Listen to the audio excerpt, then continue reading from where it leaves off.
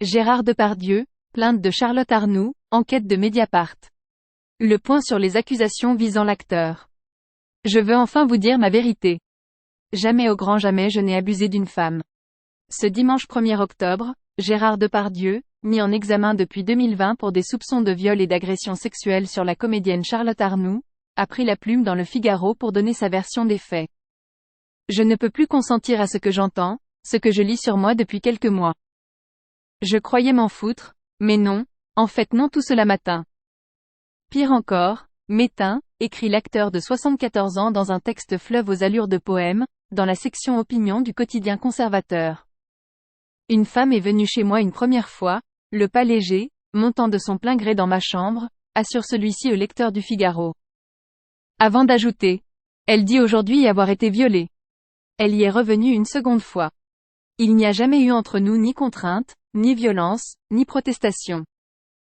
Cette femme dont il parle sans la nommer, il s'agit de Charlotte Arnoult.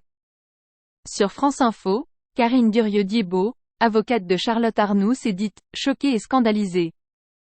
Monsieur Depardieu dit exposer sa vérité, mais ce n'est certainement pas la vérité de Charlotte Arnoult, et ce ne sera certainement pas celle qui sera retenue par la justice.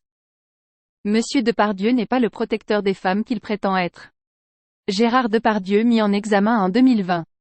Gérard Depardieu a été mis en examen en France le 16 décembre 2020 pour viol et agression sexuelle, après la plainte de la comédienne, qui avait dénoncé fin août 2018 deux viols au domicile parisien de la star.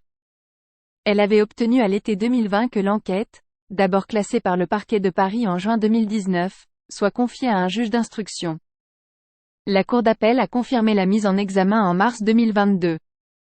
À l'été 2018, la jeune femme, sur les rails d'une carrière de danseuse, mais souffrant d'anorexie, elle dit peser alors 37 kg, change de voie pour se tourner vers le théâtre. À son invitation, elle se rend chez l'acteur, un ami de la famille, au courant de sa maladie, qu'elle considérait comme son petit père du cinéma, et en qui elle avait forcément confiance. J'ai toujours vécu en sachant que Depardieu était un proche. Il m'a tenu dans ses bras quand j'étais bébé.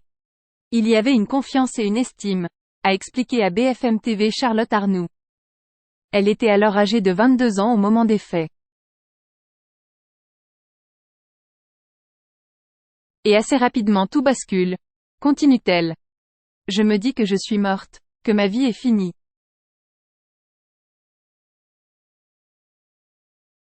Je sais qu'il s'est passé quelque chose de très grave, mais je vais mettre un petit peu de temps pour l'intégrer et le conscientiser. C'est là que je vais faire la démarche d'aller porter plainte, raconte la jeune femme. Les représentations de Gérard Depardieu perturbées. Le site d'investigation, qui précise que l'enquête est le fruit de 2 ans de travail, a recueilli de nombreux témoignages similaires.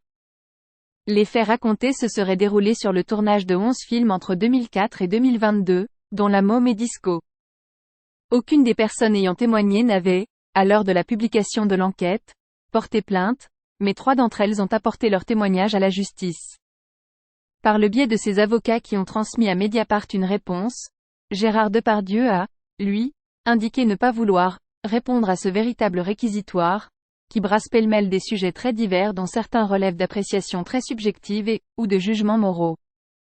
Au mois de juillet, un témoignage supplémentaire, dévoilé par France Inter, s'est ajouté au dossier. Dans celui-ci, Léa, un nom d'emprunt pour garantir son anonymat, accuse à son tour Gérard Depardieu d'agression sexuelle lors d'un tournage en 2015, alors qu'elle était 3e assistante mise en scène sur un téléfilm. Après ces différentes accusations, Gérard Depardieu a été écarté au mois de mai de la promotion du film Umami, et plusieurs représentations de son spectacle de chant autour de Barbara ont, elles, été perturbées par des manifestations féministes.